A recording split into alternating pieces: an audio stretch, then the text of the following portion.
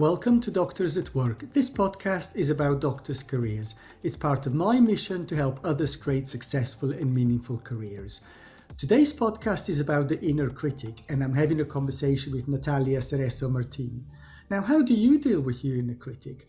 Natalia tells me that the inner critic is a sign that there is a need for growth, and it's important not to get bullied by the inner critic, and I love her idea of taking your thoughts to court and examining factual evidence.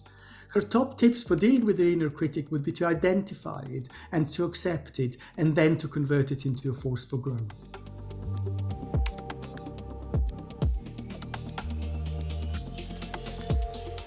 Welcome, Natalia. Tell me a little bit about yourself. Thank you, Matt. So I'm Natalia Cerezo Martin. I'm Spanish, and I've been living in London for around 20 years. I am a leadership coach, and I work with female leaders to empower them and supercharge their growth and to embrace challenges and lean into the uncomfortable. So making sure that we can keep progressing within our professional life confidently and making sure that we truly step into our power. But before my background actually comes from a corporate background in a variety of sectors, from entertainment, hospitality, and my latest experience was in cybersecurity, so quite varied. And the topic for us today is the inner critic. So tell me about the inner critic. So the inner critic is that naggly voice that we have. All of us have it, and keep talking negatively ourselves, but it can get really loud and it can stop us from doing things and moving forward and keep growing. And where does the inner critic come from? It can come. I mean, it definitely can come from a very big variety. It can be down to your childhood and the way they raised, and it can come up from fears. It brings, like, it kind of taps into those insecurities that you have, and it comes from also a perfectionist aspect to life and wanting to make sure that you have control. Mm-hmm. And how does it show up in the workplace? Well, it shows up when, well, in workplace, actually. So if we go for an assumption that in any workplace, the only certainty that you have is change, because there is no one day that is the same. Obviously, as doctors, you can never know what's coming your way. And it shows up by saying, you're not good enough. Did you actually say the right thing? Are you certain about that? Can you manage that? So is that critical voice that doubt your abilities, and it will make maybe doubt yourself on how to go forward, and actually will stop you maybe from doing things of you can't do that new role. Why would you apply for it? No one will want to hear about what you have to say. So therefore, why would you go into a conference to be a speaker? You will not succeed if you write that white paper, it won't be published. So it can really show in a true variety of ways. For me, if I think back, or if I think actually back and now, that I decided to set up my own business, there is that voice of like, what about if you fail? And that association with failure can be so paralyzing that then you're just stuck into this hard stone on the wall where you're like, I don't know what to do. And before, when you're a junior, it's that inner critic. It would be like, you don't good enough. You don't have the experience. You shouldn't be doing this. And especially for junior doctors, that they get placed in such a hard positions because they have to be dealing with the knowledge, but also with emotions, is that doubt of like, what are you doing here? You shouldn't be here. So we need to be very aware when these inner critic that it can be a little bit of a bully shows up. Yeah.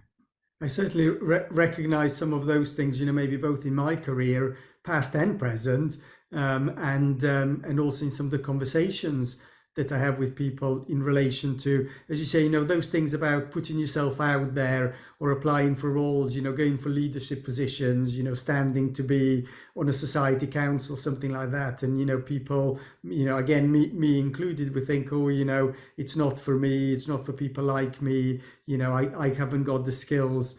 And I suppose the other thing also that where I think that really appears is in kind of terms of the performance at work, and by that I mean procedures. I mean whether it's running ward rounds, running cardiac arrests, surgical procedures. That sometimes, yeah, sometimes people get paralyzed with worry, so they don't do anything. And if you can't, well, there's a job to be done, and people are so paralyzed by I don't know whether it's fear or whatever it is, and people end up not doing it, and it's the worst possible thing to do.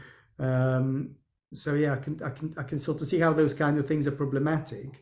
So you can miss on promotions and be overseen for jobs or even exciting projects because the voice is telling you, hey, when in reality, what like you should be thinking is when you hear that voice is going like, oh, okay, so I have certain insecurities on those things. What are the areas of focus for development? But that requires almost a level of confidence, right? Because this is, if we say it in that way, right, is when you were at school and you were a little child and there was that bully that would come and push you around, and you would be like, oh my God, no, I don't want to get in any trouble, so I'm not going to do anything about this. So the inner critic is that bully that you can continuously carry on your shoulders, that is constantly saying, you're not good enough, you're not going to be able to do it. So it can get really, really heavy. And especially, and tell me what your opinion is of this. When you're young, it's hard. How it's kind of like show up so continuously that you're like, oh my God, I really don't know what to do. So, for example, when you first started, how did you make sure that you were showing up to your appointments and to your trainings and like listening, but not being stopped by your inner critic? So I think the in terms of the practical things, it's for me and maybe for lots of other doctors, it would be there's a patient at the center of this, and it's that trumps everything else. And I'm gonna come back sort of to this idea because we talked about the inner critic and the bully, but you told me there's a different version, which is not the inner critic, we'll call it something else, but there's a different version, which is this is telling me something about what I need to do, the inner friend or whatever, rather than the inner bully. So I'll come back onto that in a second. But for me, it's that dealing with it is, well, there's patients at the center, this is a job I need to do, these people need me, and that I think overcomes it. But I think sort of the non-patient related stuff, I think I probably gave in to the inner bully. But what's changed now is I don't care what anybody else thinks. That's called aging. Yeah, thank That's the you, beauty. thank you. Yeah. So that the patient focused stuff, that was tough. But there's a patient here. I've got to do the right thing for the patient, and no matter what was going on for me internally, I've got to deliver that for the patient. But the non-patient stuff, I always say, oh, what will they think? They won't like me. Whereas now I say, oh, who cares what they think? So I like that. I like that what you're saying is actually have an external motivator. So it's not down to you. Actually, you're showing up for your patient. And I think that's a very powerful tool to carry forward when you're starting as a junior doctor. Don't do it for you if you can't find that strength. Do it for your patients. Yeah. Right. And to me, I did it for me.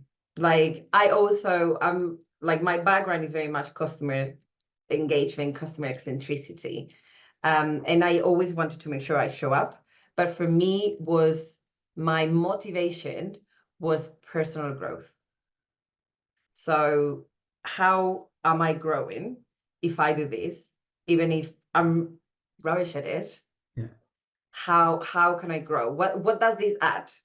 If I put myself in this position, if I try this thing and I fail, if I implement this process and it actually doesn't help us at all, what does it add to me? And that helped me to bypass that bully. But saying that, I'm 41 years old now. So I'm a little bit more in that point of like, I care less. Yeah. But when I first started to focus on setting up my leadership business, coaching business full time, and I had to do a lot more posts on LinkedIn, I had this inner critic like running in my head. No one will care. Who are you to tell them what they should think or what they should do? Why would they listen to you?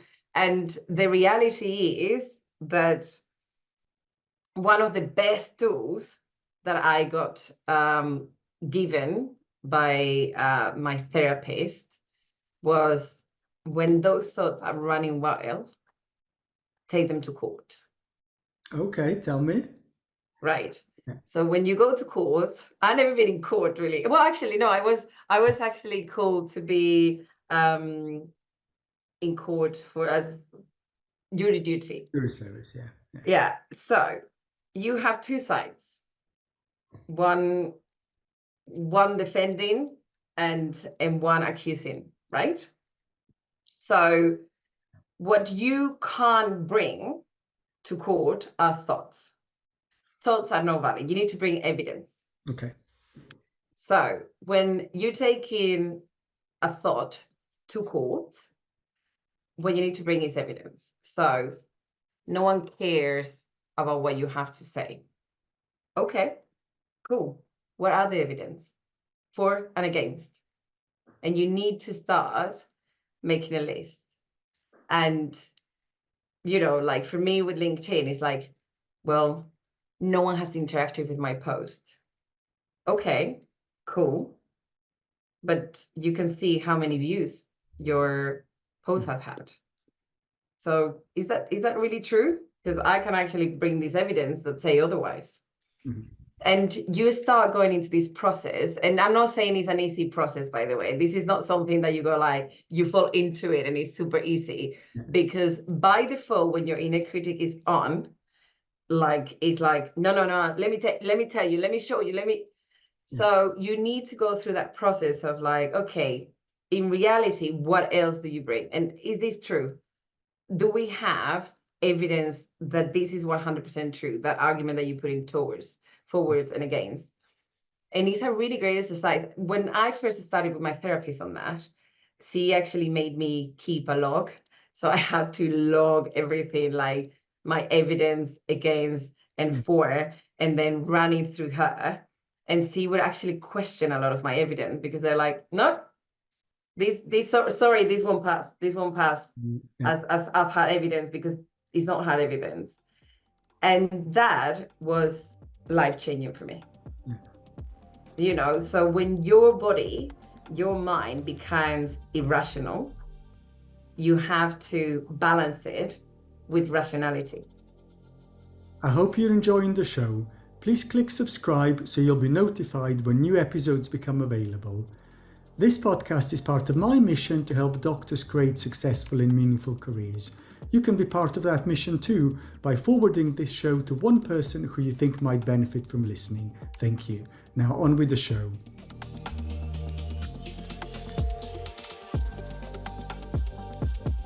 Yeah, I'm loving that, and I'm specifically thinking in operating theatres, yeah, when sort of people say, I can't do this procedure, I can't do this step, you know, I can't move beyond X, Y, and Z, and it's like, you know, okay, sort of what's the thinking behind that, and it's, you know, there's that sort of inner bully that says you can't do that, and it's like, well, you know, you've learned another operation, okay, you know, I can't learn this operation, yeah, but there's the 700 other operations you've learned to do, so you know, so there we go, facts, yeah. So I love that. But you know, the other thing I was really interested is you talk about, you know, there's the inner critic, the inner bully, but you converted that into your own personal growth. So that's a totally different mindset, isn't it? It's not I am being pushed around, I am being ruled by the inner critic versus I'm in charge of my destiny. So that's a total mind shift. So the inner critic goes almost hand in hand with your imposter syndrome, right? Okay. Where you're like, shouldn't be here, Yeah. don't have enough experience, don't have enough knowledge. And that doesn't change throughout life. I would like to say that now I don't have those questions. I react faster to stop them. That's what I do, right? But I do believe that your inner critic and imposter syndromes are your detectors for growth. So every time you have a thought that says, Matt, you're not able to make a podcast, Mm. right? It's because there's areas of making a podcast that you're not very good at it. You're not an expert, right? And this is that balance of like, oh, I should know everything in order to do these things. So what is the very minimum you need to do? What's the minimum viable knowledge that you need to have to feel confident? So when you go and say, hey, I don't think you can do a podcast, why would you try? You go like, well, actually, I'm very engaging. I'm talking to people, so I could have great conversations, which are the basis of having a podcast. Yeah. You're curious, which is also great. Okay, I don't know enough about what technology they use for podcasts. What can you do to fill those gaps? Mm. You know, so if you start being curious about why this voice is in your head, then you start seeing the action plan that you need in order to feel more confident and keep growing. And normally your inner critic comes because you out of your comfort zone. And if you are a person that wants to remain all the time in the comfort zone, that's good, that's valid. It means that your growth will slow down. That's the reality. It goes one with the other. The moment you're stepping out of your comfort zone, you're going to doubt yourself more.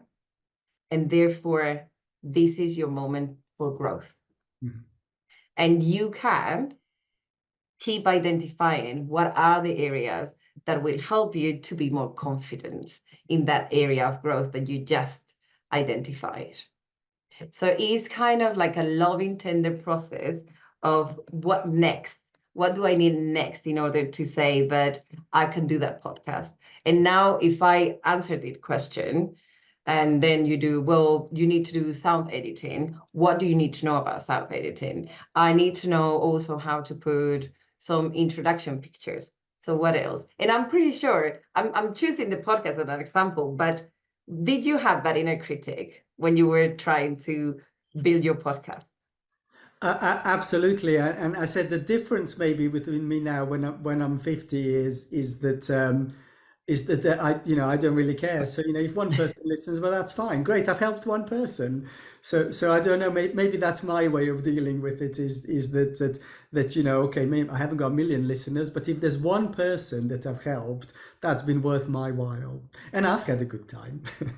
And I was going to get to that point, and I was like, but the most important thing is that you should also do it for yourself.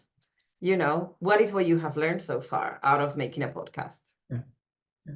So we've got the inner critic on one hand as something that's problematic because it stops you doing stuff, it paralyzes you, and but the paradox is that it's the very thing that you need to do. What you need to do, you need to grow and you need to develop. There's something that matters, and I need to grow, I need to develop, whether that's operating or podcast, or whether that's board rounds or exams, whatever it is for doctors. But there's something that's important, something that you want to do, but the inner critic is the very signal that tells you that this is an area where you need to grow, is the thing that, if you're not careful, can actually paralyze you and sabotage the very thing that you want to be achieving. Yeah, exactly. So I think if you want my recipe for the inner critic, for harnessing the inner critic, let's say it that way, it would be, the first step is identify it. Because if you're not identifying it, then you're just letting it run over you. So listen to yourself and give yourself that grace of like, oh, hang on, what is in the back of my head? Then is accept it. It's like, okay, I can feel there is this thing in me that is triggering normally negative feelings. And then when you're accepting it and sitting in it, create that plan of growth. So those 3 steps, are they easy? Absolutely not. Recognizing that is like, oh, I'm being a bully, taps on that vulnerability. It's like, I have fears. This is triggering fears. This is triggering insecurities. Accepting it is saying, you need to be kind to yourself. And we can be kind to everyone, to people we don't know, to our families, to our friends. The moment it comes to be kind to ourselves, because we're holding ourselves to these standards that are way higher than to anyone else, people might go like, you're being weak. That's not very good. But actually, we just need to go like, hey, I see you. I see you and accepting you. And not only that, I'm going to embrace you. And that embrace is that plan of, I'm going to reassure you constantly through this process that we're going to be fine. Yeah. Wonderful. I love that plan. My final question, Natalia, what would be your top tips for doctors at work in relation to the inner critic? I think follow those 3 steps.